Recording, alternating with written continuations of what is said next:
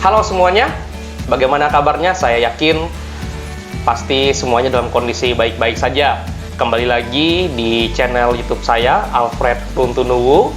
Ya, kita di sini membahas all about education. Jadi semua yang berhubungan dengan pendidikan kita bahas. Nah, hari ini ya kita akan melanjutkan di video sebelumnya. Saya menjelaskan tentang bagian-bagian dari mikroskop binokuler, dan hari ini kita akan mencoba untuk menggunakan mikroskop ini. Jadi gimana sih caranya menggunakan mikroskop yang benar? Nah, perhatikan terus video ini ya. Oke, yang pertama yang harus dipersiapkan, yang pasti harus ada mikroskopnya. Nah, kemudian pastikan mikroskopnya sudah tersambung dengan sumber listrik sehingga bisa digunakan. Kemudian pertama-tama kita juga harus menyediakan preparatnya. Nah, untuk menggunakan mikroskop kita harus punya preparat yang akan kita amati nanti. Di sini saya menggunakan preparat otot jantung. Nah, gimana nanti hasilnya kita akan lihat.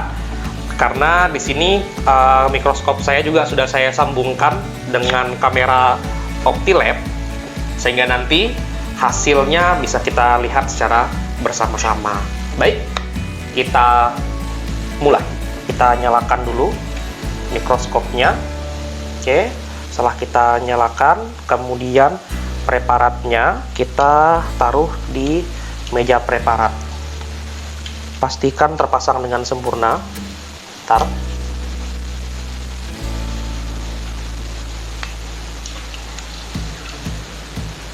Oke. Kalau sudah terpasang dengan sempurna seperti ini, dia tidak akan bergerak ya. Sudah aman. Nah, pastikan tadi perbesarannya itu adalah perbesaran yang paling kecil.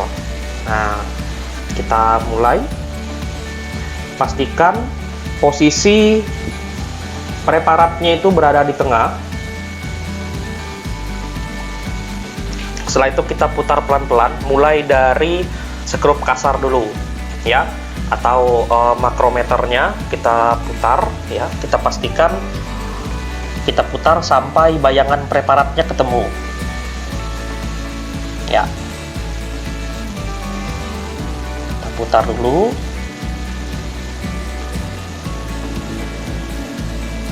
Nah, ini bayangan preparatnya sudah hampir ketemu. Oke, sekarang kita sudah ketemu ya bayangan dari preparatnya.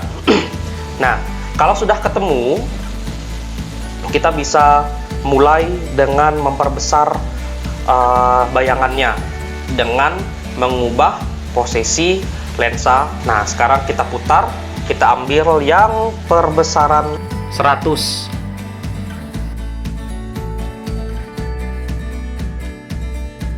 Kita ambil yang perbesaran ini dulu ya.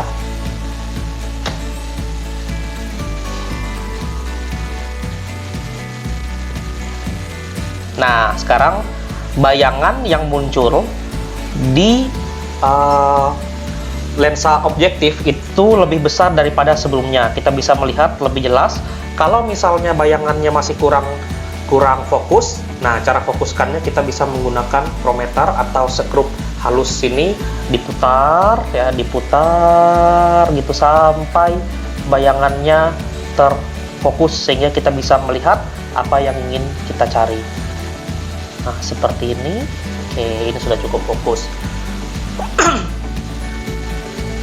Sekarang pertanyaannya, apakah ketika mengubah lensa okuler akan mengubah titik fokus daripada objek atau preparat itu? Ya, jadi bisa berubah.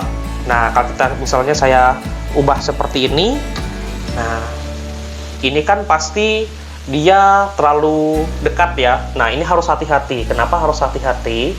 Karena kalau salah-salah ya, ini kaca preparatnya bisa pecah.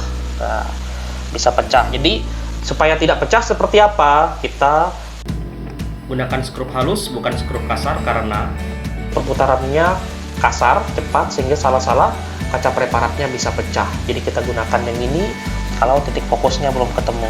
Sekarang kita putar pelan-pelan ya. Sampai ketemu. Kalau ternyata belum begitu kelihatan, kita bisa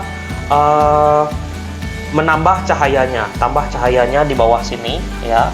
Kita tambah cahayanya sampai cukup terang sehingga bisa cukup terlihat, atau kita bisa mengubah di diafragmanya di sini ya. Kita bisa mengatur apakah cahayanya itu yang masuk itu banyak atau sedikit, sehingga objek yang kita cari itu bisa lebih fokus. Nah, itu tadi merupakan teknik dasar cara menggunakan mikroskop ya, terutama mikroskop binokuler seperti ini.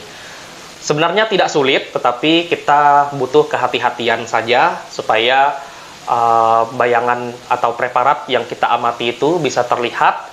Dan biasanya kalau orang baru pertama kali menggunakan mikroskop, yang sering terjadi ketika menggunakan perbesaran yang cukup tinggi karena tidak terbiasa menggunakan skrup halus, sehingga yang terjadi adalah kaca preparatnya itu pecah. Nah, itu kalau pecah ya bisa melukai tangan ya dan sebagainya.